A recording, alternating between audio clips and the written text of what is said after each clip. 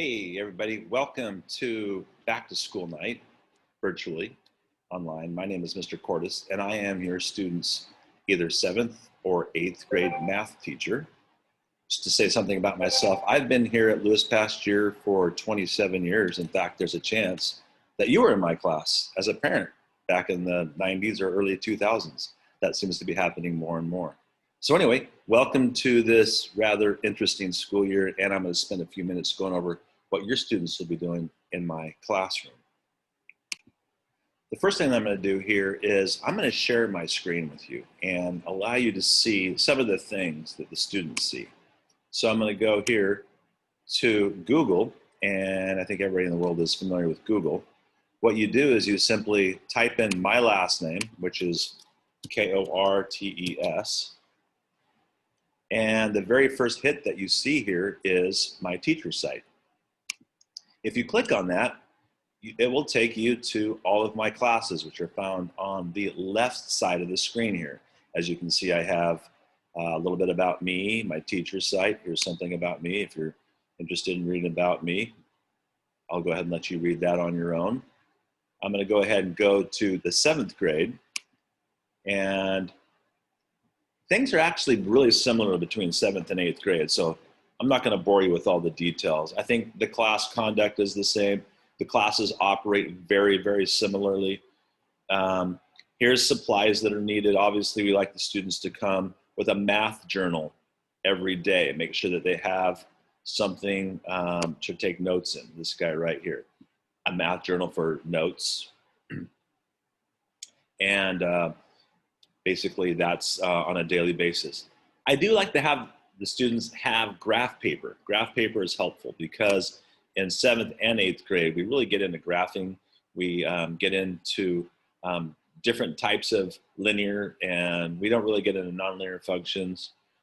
We get into different types of relationships with numbers using graphical representation. So I would like to have them have graph paper.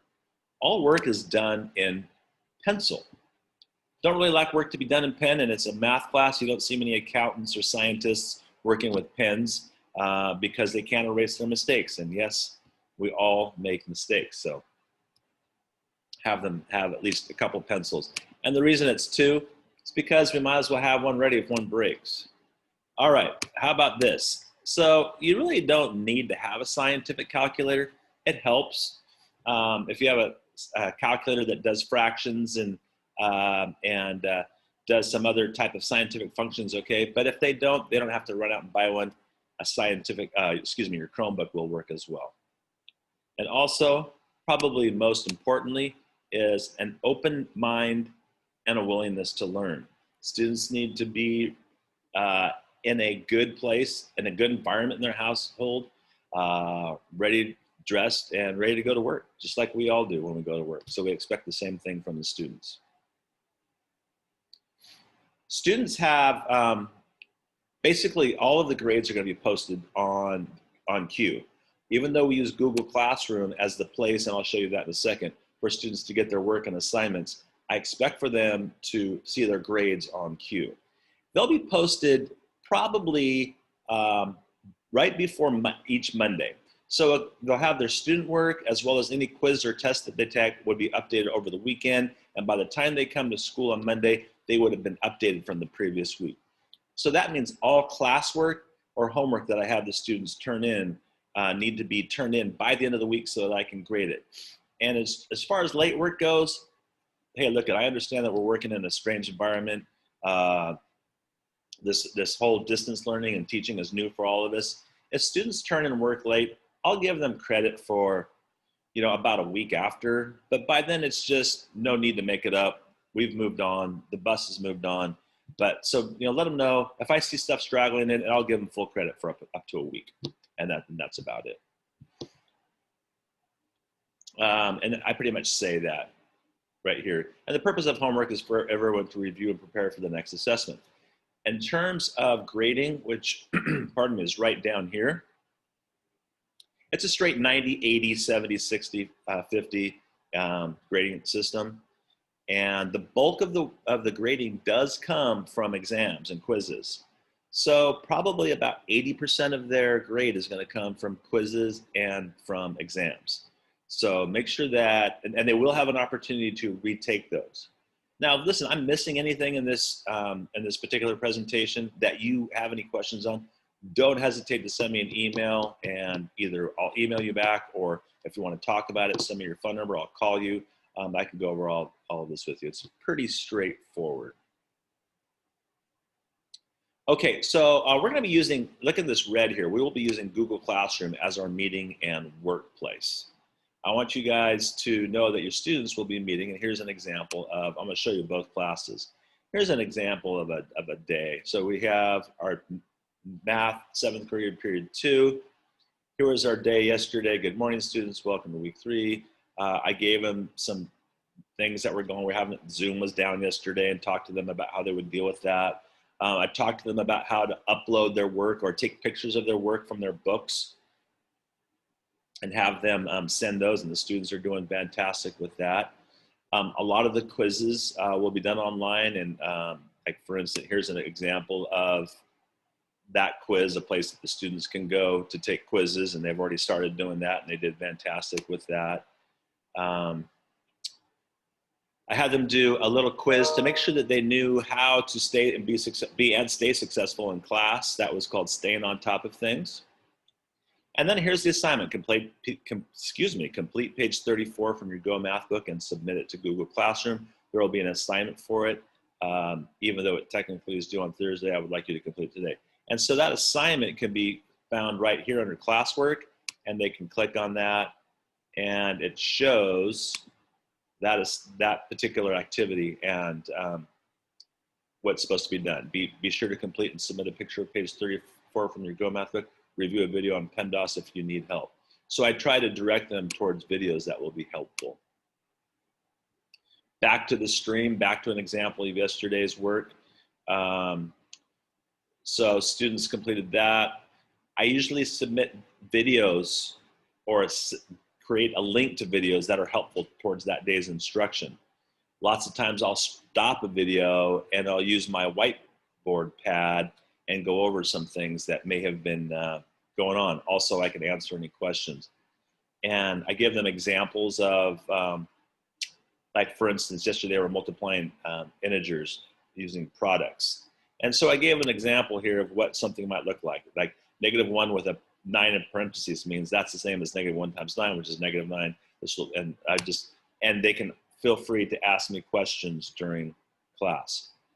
So that's an example of the 7th grade. 8th grade is extremely similar. That's why I'm doing one presentation for both classes. I'll come up here. I'll go over here to 8th grade. Like I told you, it's all basically the same procedures. Here's 8th grade, and same grading system, same expectations. So I'm not going to spend a lot of time here. Again, the way that you get to this is just go into Google and type it in Kortes. I have a very uncommon last name, and I've been teaching here for 27 years. I used to teach computer applications, and all of my work was done on a website. So I have tens of thousands, if not over 100,000 hits with my last name. That's why I come up first. It's kind of convenient. Okay, so 8th grade math, same way.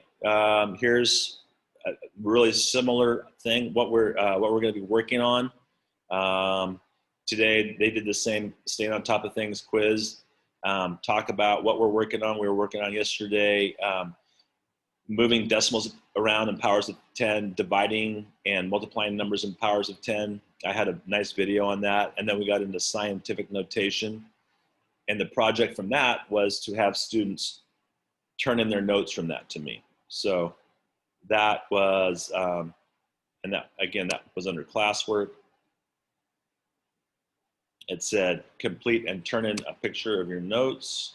Take notes from your video on scientific notation and then submit a picture of these notes.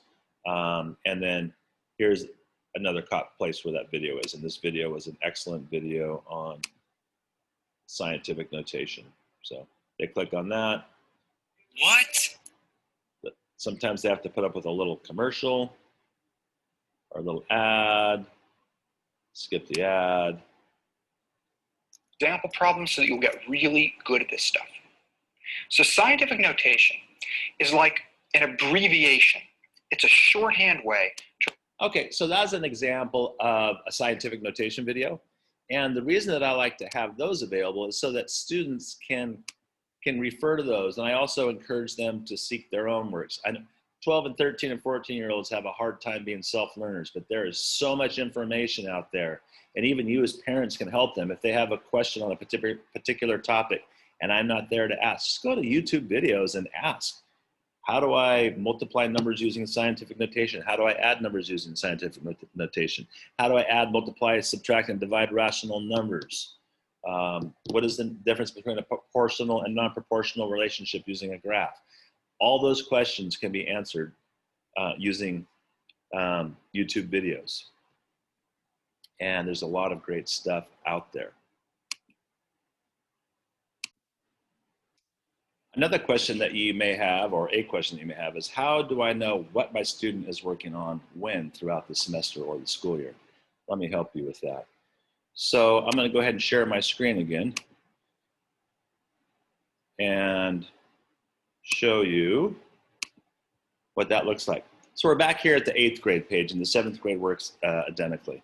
If you come down here and you scroll down, you'll see where it says Quarter 1 Basic Module 1 Real Numbers.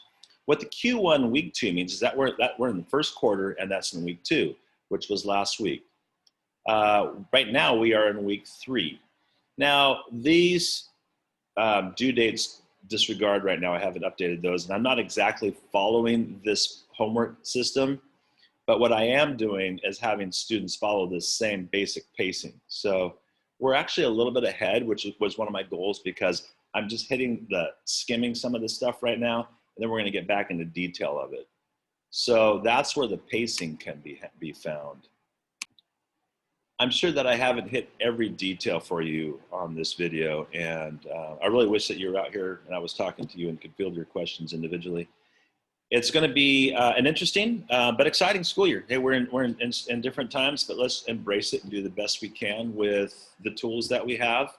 And I know that the district, as well as Pasture Middle School, as well as every teacher here, is working at trying to make this the most beneficial and rewarding educational system that we can, given the environment that we're in. So if you have any questions, please do not hesitate to email me, rkortes, RKORTES, @sanjuan.edu, and I'll be happy to answer any questions that you might have. Thank you for listening and attending this. Take care.